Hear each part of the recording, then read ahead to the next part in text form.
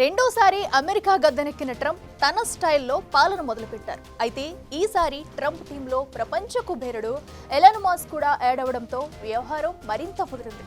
ముఖ్యంగా అమెరికా ఎకనామీలో సమూల మార్పుల కోసం ట్రంప్ మాస్క్లు ఏమాత్రం కాంప్రమైజ్ కావట్లేదు. ఎన్ని విమర్శలు వచ్చినా మాస్క్ మార్క్ ఆర్థిక వ్యవస్థ కావాల్సిందే అంటున్నారు ప్రెసిడెంట్ ట్రంప్. దీంతో మాస్క్ కత్తికి పదును పెట్టారు. ఇప్పటి వరకు అమెరికా ట్యాక్స్ పేయర్లు డబ్బు ఎలా దారి మళ్లిందో లెక్క కడుతున్నారు. రాంగ్ రూట్ లో డాలర్లు కుమ్మరించింది ఎక్కడ, ఎవరు అనే విషయాల్ని తోడితీస్తున్నారు. ఇంతకీ మాస్క్ తేల్చిందేంటి?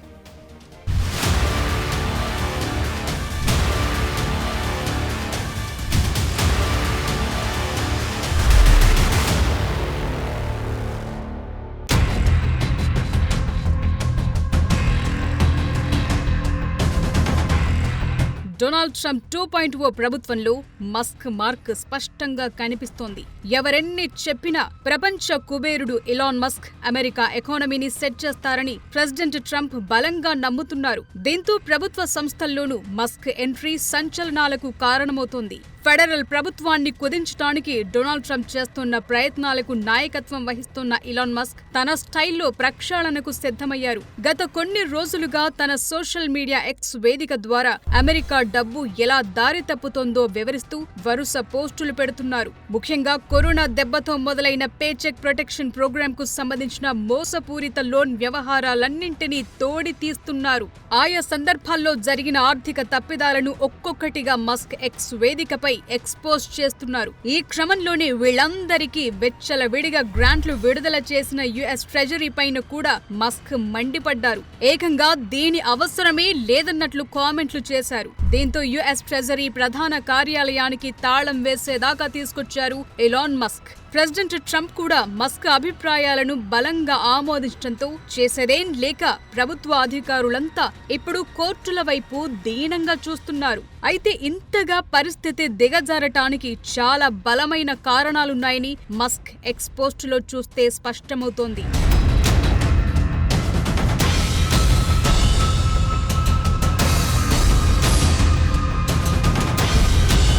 గత కొన్ని రోజులుగా ఎలాన్ మస్క్ తన ఎక్స్ ఖాతాలో వరుస పోస్టులతో సంచలన చర్చలను లేవనెత్తుతున్నారు. కోవిడ్ కాలంలో చాలా కంపెనీలకు నష్టం వాటిల్లిన నేపథ్యంలో పలు కంపెనీల ఉద్యోగులకు ప్రభుత్వమే 2 నెలల జీతమిచ్చే విధంగా పేచెక్ ప్రొటెక్షన్ ప్రోగ్రామ్ ని తీసుకొచ్చారు. అయితే ఈ పథకం ద్వారా చేసిన చెల్లింపుల్లో $100 బిలియన్ పైగా అంటే 87 లక్షల కోట్లకు పైగా లూటీ జరిగిందని, ఇంత మొత్తాన్ని అధికారిక విదేశీ మోసపూరిత ముఠాలు దొంగిలించాయని మస్క్ సీరియస్ ఎలిగేషన్ వేశారు.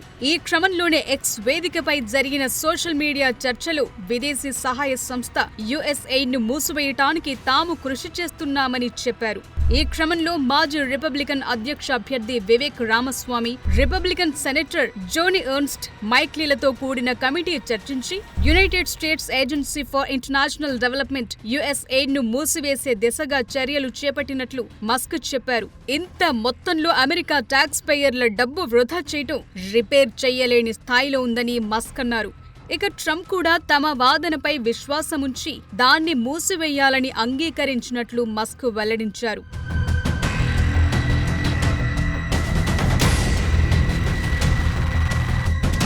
ట్రంప్ 2.0లో ఎలాన్ మస్క్ కి అమెరికా ఆర్థిక పగ్గాలందాయి. ఎక్కడ డబ్బు పెట్టాలి, ఎక్కడ ఖర్చు చేయాలనేది ఇప్పుడు మస్క్ అంగీకరిస్తే తప్ప ముందుకు కదలని పరిస్థితి. ఈ నేపథ్యంలో మస్క్ ఆధ్వర్యంలో నడుస్తోన్న గవర్నమెంట్ ఎఫిషియన్సీ డిపార్ట్మెంట్ దూకుడు పెంచింది.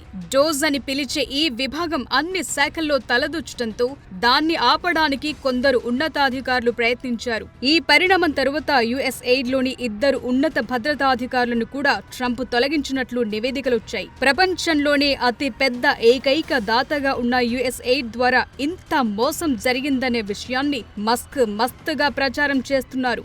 2023 ఆర్థిక సంవత్సరంలో ప్రపంచవ్యాప్తంగా సంఘర్షణ ప్రాంతాల్లో మహిళల ఆరోగ్యం, పరిశుభ్రమైన నీరు, హెచ్ఐవి ఎయిడ్స్ చికిత్సలు, ఇంధన భద్రత, అవినీతి నిరోధక చర్యల వంటి పనుల్లో ప్రతి దానికి $72 బిలియన్ల సహాయాన్ని అమెరికా అందించింది. 2024లో ఐక్యరాజ్య సమితి ట్రాక్ చేసిన అన్ని మానవతా సహాయంలో దీని వంతు 42% ఉంది. అయితే ఇంత మొత్తంలో అధిక భాగం వృధాగా ఖర్చు చేస్తున్నారంటూ మస్క్ టీం ఆరోపణ చేస్తోంది.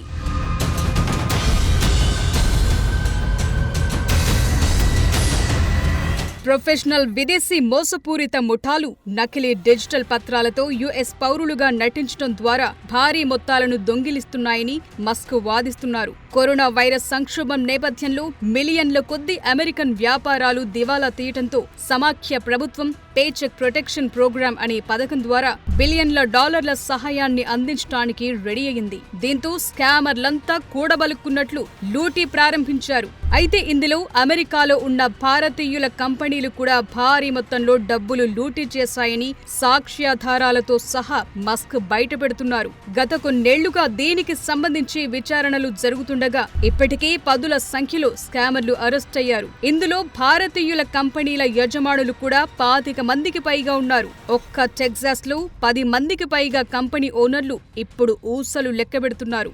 లేని కంపెనీలు ఉన్నట్లు చూపించటం, లేని ఉద్యోగుల పేరుతో అప్లికేషన్లు పెట్టి భారీ మొత్తంలో ప్రభుత్వ సొమ్మును కాజేశారు వీళ్లంతా. చాలా అకౌంట్ల ద్వారా జరిగిన ఈ స్కామ్ ను ఇప్పటికీ కూడా ఫెడరల్ గవర్నమెంట్ పూర్తిగా అర్థం చేసుకోలేకపోయిందంటే ఏ లెవెల్లో స్కామ్ జరిగి ఉంటుందో ఊహించుకోవచ్చు. అందుకే ఇప్పటి వరకు ఎప్పుడూ జరగని అతి పెద్ద మోసంగా దీన్ని పరిగణిస్తున్నారు.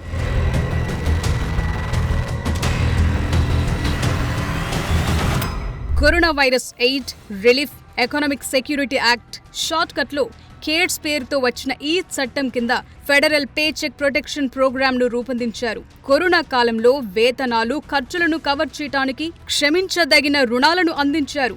అంటే లోన్ తీసుకున్న తరువాత పరిస్థితులు మెరుగుపడకపోతే వాటిని తిరిగి కట్టాల్సిన పనేం లేదు. నిజానికి వ్యాపారాలు తమ ఉద్యోగులను కొనసాగించడంలో సహాయపడటమే ఈ పథకం లక్ష్యం. ఏప్రిల్ 2020 నుండి మే 2021 వరకు అడపాదడపా నడిచిన ఈ పథకం మహమ్మారి మధ్యలో కష్టపడి పనిచేసే ఉద్యోగులను తొలగించాల్సి రావటం, వారి వేతనాలు, హెల్త్ ఇన్సూరెన్స్ తీసివేయటం గురించి ఆందోళన చెందుతోన్న కంపెనీ యజమానులకు ఒక జీవనాడిలా కనిపించింది. దీంతో వాణిజ్య బ్యాంకుల ద్వారా ఫెడరల్ ప్రభుత్వం నుండి పీపీపీ రుణాల కోసం దరఖాస్తు చేసుకున్నారు. గరిష్టంగా 10 మిలియన్ల వరకు ఈ పథకం ద్వారా ఆర్థిక సహాయం పొందొచ్చు. అయితే దరఖాస్తుదారుల సంఖ్య ఎక్కువగా ఉండటం వల్ల పీపీపీ రుణాలు ఎవరికి వెళ్లాయి, అవి ఎలా ఉపయోగించబడ్డాయి అనేది ట్రాక్ చేయటం దాదాపు అసాధ్యంగా మారింది. ఇక ఇంత పెద్ద స్థాయిలో జరిగిన మోసాన్ని సరిగ్గా మానిటర్ చేయని విభాగాలు, అధికారులపై ఇప్పుడు మస్క్ సలహాతో ట్రంప్ గురిపెట్టారు.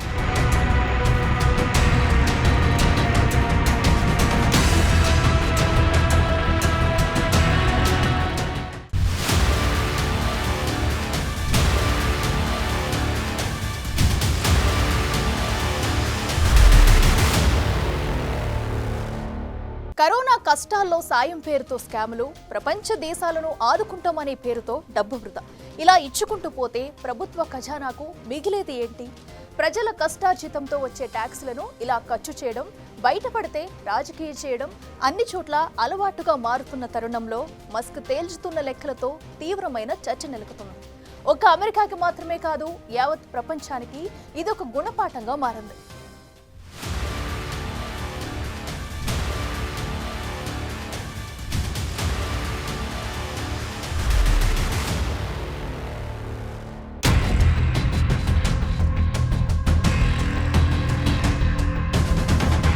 కరోనా సాయం పేరుతో వచ్చిన పేచెక్ ప్రొటెక్షన్ ప్రోగ్రాం కింద అమెరికాలోని చిన్న చిన్న కంపెనీలు ఊపిరి పీల్చుకుంటున్నాయని అనుకున్నారు. కానీ ఆ మధ్య యుఎస్ ట్రెజరీ విడుదల చేసిన జాబితాలో రుణాలు పొందిన వారిలో ఎక్కువ కంపెనీలు పేరు మోసిన బడా కంపెనీలే అని తేలడంతో విమర్శలు వెల్లువెత్తాయి.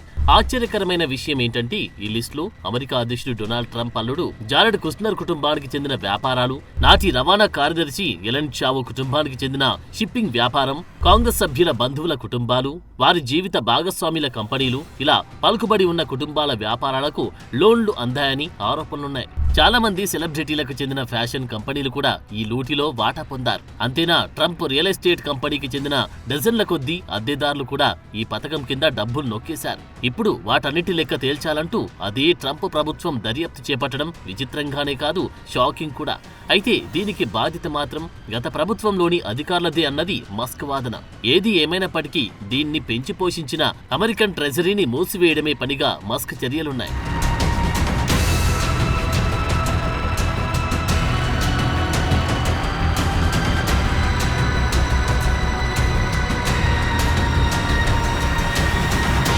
అయితే అమెరికన్ ట్రెజరీలో లెక్కల లుకలుకలు బయటపడడానికి ట్రెజరీ వ్యవస్థకు సంబంధించిన అన్ని శాఖల్లో మస్క్ కు యాక్సెస్ ఇస్తున్నట్లు ట్రంప్ ప్రకటించారు. దీనితో ట్రెజరీలో ఆందోళనలు మొదలయ్యాయి. ఫెడరల్ ఏజెన్సీల తరపున సంవత్సరానికి 6 ట్రిలియన్లకు పైగా చెల్లింపులు చేస్తున్న ట్రెజరీ లెక్కలను ఇలా ఎవరికి పడితే వాళ్లకు చూపించడం పద్ధతి కాదంటూ అధికారులు వాపోతున్నారు. సోషల్ సెక్యూరిటీ చెల్లింపుల నుండి ట్యాక్స్ రిటర్న్స్, ప్రభుత్వం నుండి ఇతర గ్రాంట్ల చెల్లింపుల వరకు వీటన్నిటిని స్వీకరించి మిలియన్ల మంది అమెరికన్ల వ్యక్తిగత సమాచారాన్ని ప్రజాప్రతినిధులు కాని వాళ్లు యాక్సెస్ చేయడంపై విమర్శలు వెల్లువెత్తుతున్నాయి. దీనిపైన సెనేట్ ఫైనాన్స్ కమిటీ సభ్యులు పన్ను చెల్లింపుదారుల సున్నితమైన డేటా ఎందుకు బయటకిస్తున్నారంటూ వివరణ అడుగుతున్నారు. అయితే మస్క్ కు ట్రంప్ మద్దతు ఉంది కాబట్టి ఇప్పుడు వీళ్ల మాటలు పెద్దగా చెల్లవు. అందులోనూ మస్క్ పనితనం గురించి ట్రంప్ ప్రశంసలు జల్లు కురిపిస్తున్నారు. అమెరికా పెట్టే దుబారా ఖర్చును తగ్గించడంలో మస్క్ మస్తుగా పనిచేస్తున్నారంటున్నారు.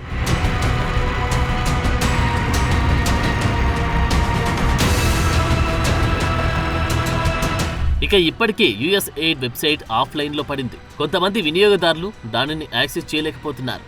అయితే యుఎస్ ఎయిడ్ ను పూర్తిగా మూసివేస్తే అందులో పనిచేసి 10,000 కంటే ఎక్కువ మంది సిబ్బంది పరిస్థితి ఏంటన్నది ఇప్పుడొస్తున్న ప్రశ్న. అయితే ట్రంప్ తన అమెరికా ఫస్ట్ విధానంలో భాగంగా ప్రపంచవ్యాప్తంగా అమెరికా అందిస్తున్న విదేశీ సహాయాన్ని స్తంభింపజేయాలని ఇప్పటికీ ఆదేశాలిచ్చారు. ఈ ఆర్డర్తో ప్రపంచవ్యాప్తంగా షాక్ తగిలింది. తాయ్ శరణార్థి శిబిరాల్లోని ఫీల్డ్ ఆసుపత్రులు, యుద్ధ ప్రాంతాల్లో ల్యాండ్ మైన్ తొలగింపులు, హెచ్ఐవి వంటి వ్యాధులతో బాధపడుతున్న లక్షలాది మందికి చికిత్స చేయడానికి మందులు, నిర్మూలన ప్రమాదంలో ఉన్న కార్యక్రమాల పరిస్థితి సందిగ్ధంలో పడింది. అయితే పరిణామాలు ఎలా ఉన్నప్పటికీ అమెరికా ఖర్చులు, పథకాల పేరుతో జరుగుతున్న మోసం తగ్గించడం గురించి మరింత విస్తృతంగా పనిచేస్తామని మస్క్ అంటున్నారు. ట్రంప్ పరిపాలనలో వచ్చే ఏడాదికి అమెరికా లోటు నుండి 1 ట్రిలియన్లకు తగ్గిస్తుందని మస్క్ అంచనా వేస్తున్నారు.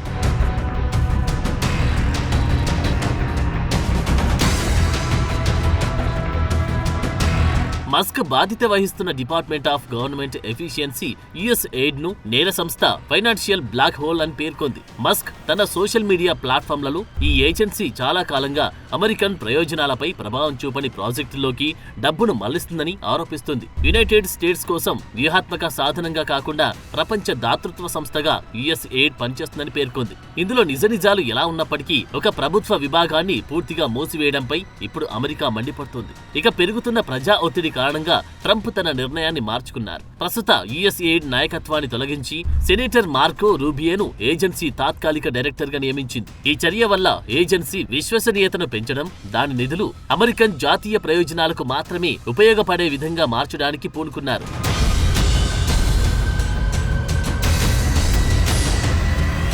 నిజానికి ఈ యుఎస్ ఎయిడ్ నుండి భారత్ కి కూడా ఆర్థిక సాయం అందుతోంది. అమెరికా మాజీ అధ్యక్షుడు హ్యారీ ట్రూమాన్ 1951లో ఇండియా అత్యవసర ఆహార సహాయ చట్టంపై సంతకం చేశారు. అప్పటి నుండి అమెరికా భారతదేశానికి అభివృద్ధి, మానవతా సహాయం అందిస్తోంది. దీనితో దశాబ్దాలుగా అత్యవసర ఆహార సరఫరా నుండి మౌలిక సదుపాయాల అభివృద్ధి, కీలకమైన భారతీయ సంస్థల సామర్థ్యం పెంచడం వంటి కార్యక్రమాలకు నిధులు వాడుతున్నారు. అమెరికా నుండి అందిన ఆర్థిక సహాయంతో దేశంలో మొదటి ఇండియన్ ఇన్స్టిట్యూట్ ఆఫ్ టెక్నాలజీతో పాటు 8 వ్యవసాయ విశ్వవిద్యాలయాలు, 14 ప్రాంతీయ ఇంజనీరింగ్ కళాశాలల స్థాపనలో సహాయం అందింది. అలాగే భారత జాతీయ రోగనిరోధకత, కుటుంబ నియంత్రణ, మాతా శిశు ఆరోగ్యం, హెచ్ఐవి ఎయిడ్స్, క్షయ, పోలియో కార్యక్రమాలు కూడా బలోపేతం కావడంలో సహాయపడింది. అయితే వీటన్నిటికీ అన్ని దేశాల మాదిరిగానే షరతులు కూడా లేకపోలేదు. ఉదాహరణకి 1965లో యుఎస్ ఎయిడ్ నుండి భారతదేశానికి చెన్నైలో ఒక రసాయన ఎరువుల కర్మాగారాన్ని నిర్మించడానికి $67 మిలియన్ రుణం ఇచ్చింది. అయితే దీనికి భారత ప్రభుత్వం కాకుండా ఒక ప్రైవేట్ అమెరికన్ కంపెనీ పంపిణీ బాధ్యత వహించాలని షరతు ఉంది. అలాగే ఈ ప్రాంతంలో అదనపు ఎరువుల కర్మాగారాలు నిర్మించకూడదనే షరతు కూడా ఉంది. అయితే 2004లో భారత ప్రభుత్వం షరతులతో వచ్చి ఎలాంటి విదేశీ సహాయాన్ని అయినా తిరస్కరించాలని నిర్ణయించింది. దీనితో అటువంటి సహాయం తగ్గుతూ వచ్చింది.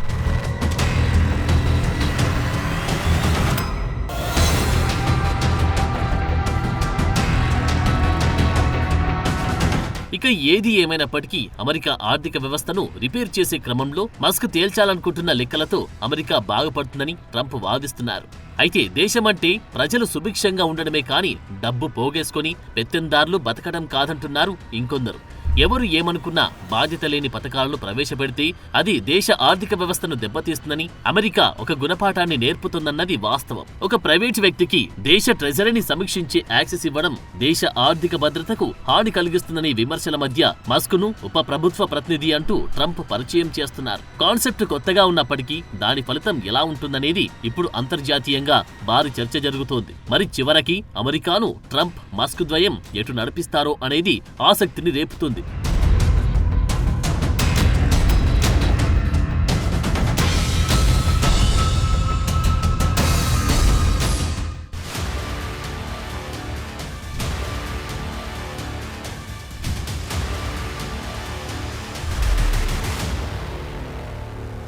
ట్రంప్, మస్క్ ఇద్దరు అవుట్ ఆఫ్ బాక్స్ ఆలోచనలు ఉన్న లీడర్లే. చుక్కలన్నీ ఒకవైపు ఉంటే మేమిద్దరం చంద్రుల్లా స్పెషల్ లైటింగ్ ఇస్తామంటూ తమ స్టైల్లో అయితే ఈ నిర్ణయాలు అమెరికాను ఎక్కడ నిలబెడతాయన్నది తేలాల్సి ఉంది. For more videos like this, subscribe Big TV channel.